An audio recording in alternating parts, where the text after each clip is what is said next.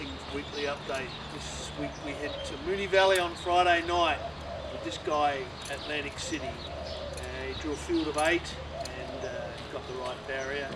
I thought he would be a great chance, at least an each way chance, but I've just noted that there's a scratching, so there's only 7 runners and we can't bet each way. Anyway, he ran well first up. His second run he was just a little bit fresh, but I think we've got him pretty right now. He is a winner at Rudy Valle and he is back in grade, so I'm thinking he's a pretty good chance on Friday night. This is a Perencato filly that I purchased in New Zealand last week. A lot of people wouldn't know a lot about Perencato, but he's by Street Cry, and I know a little bit about that breed. I've had a bit of experience with them.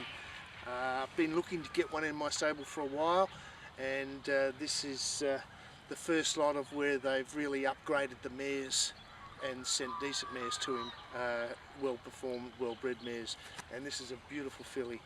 It's got a real look about her, got a real staying pedigree, and I'm really pleased to have her in my stable. So she'll be aimed at all the 3-year-old classics.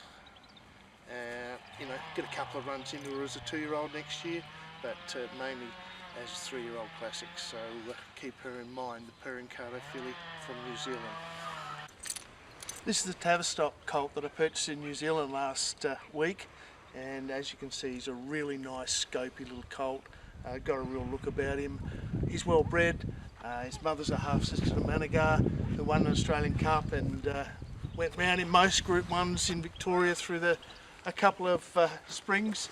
He is a bit of a headline act, so you can see he's really well bred.